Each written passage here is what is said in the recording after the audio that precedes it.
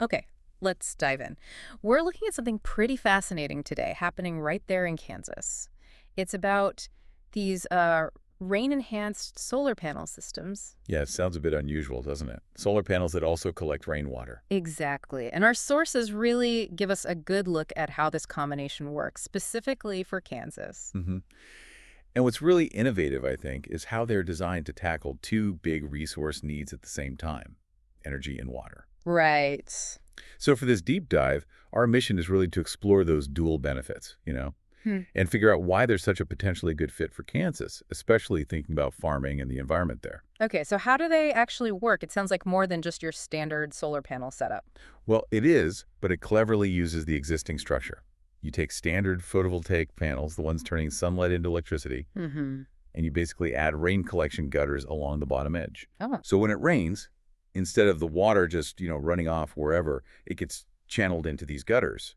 From there, it can go into storage tanks or maybe even help replenish groundwater like aquifers.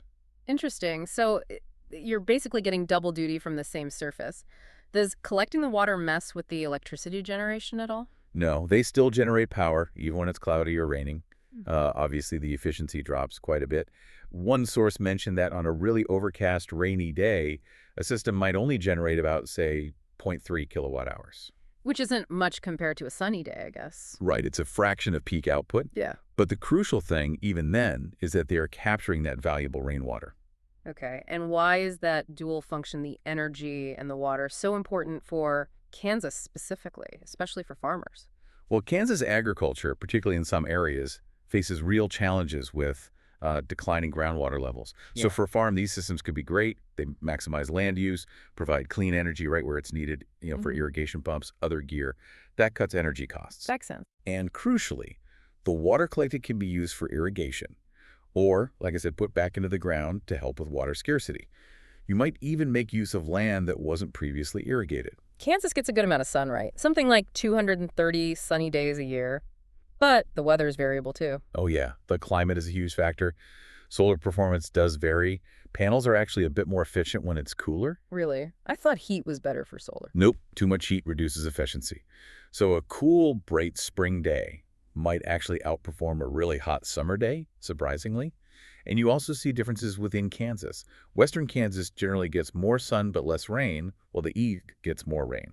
That affects both power generation and water collection potential, obviously. What about the practical side, like cost and installation? Are these systems way more expensive? The sources give us some ballpark figures.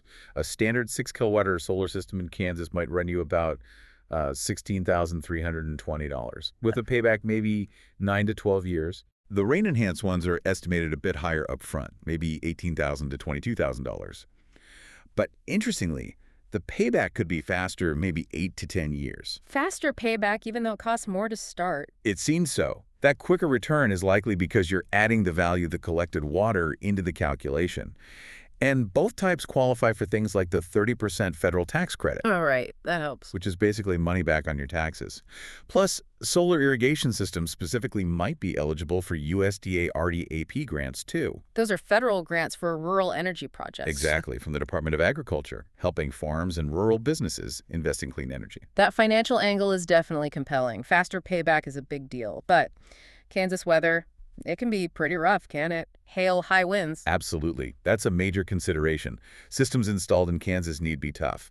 Built to handle 90-mile-per-hour winds, big temperature swings from below freezing to over 100 degrees Fahrenheit, hail, snow. Mhm. Yeah, those requirements definitely add to the installation cost, maybe around 15% more compared to somewhere with a milder climate. But it's essential for the system to last. So a bit more cost and complexity up front, but that faster payback, driven by the water savings, that seems key for the region. Is anyone actually putting these systems in place in Kansas? Oh yeah, there's a fantastic real-world example. The Kansas Geological Survey, KGS, they're running a solar recharge project right now in western Kansas. Solar recharge. They're installing solar panels in those sort of unused corners of fields, the non-irrigated parts. And crucially, they're using that integrated rain collection feature to channel water underground, specifically to help recharge those declining aquifers we talked about. Wow, that directly tackles the water problem out west. What's the scale? Is it just a small test? It's pretty significant, actually. The project has nearly $900,000 in grant funding. They're aiming to have it running by the spring 2025 growing season, and it involves farmers, utilities, energy companies, real collaboration. Sam Zipper, an assistant scientist at KGS, put it nicely. He said if it works, this approach could be an energy, water, and economic win-win-win for farms across the Midwest. A win-win-win. Yeah, that really captures it, doesn't it? Tackling multiple things at once. It really does. And, these integrated systems fit so well with Kansas's bigger picture on renewables. The state's already a powerhouse getting, what, 64% of its electricity from low-emission sources. Wind power alone is huge there, like 47%. Right. So rain-enhanced solar just feels like another smart layer building on that foundation, linking clean energy directly to agricultural needs and water sustainability. So wrapping this up then, it sounds like rain-enhanced solar is, well, a genuinely promising idea for Kansas. It seems uniquely positioned to help with both energy needs and those critical water challenges, particularly for farmers. Exactly. And as the technology continues to develop, and hopefully costs come down even more, these kinds of integrated solutions, the ones that tackle multiple resource issues together, they're likely going to become more and more important for truly sustainable development, not just in Kansas, but probably in lots of places facing similar kinds of pressures. Which leaves us with a final thought for you, the listener.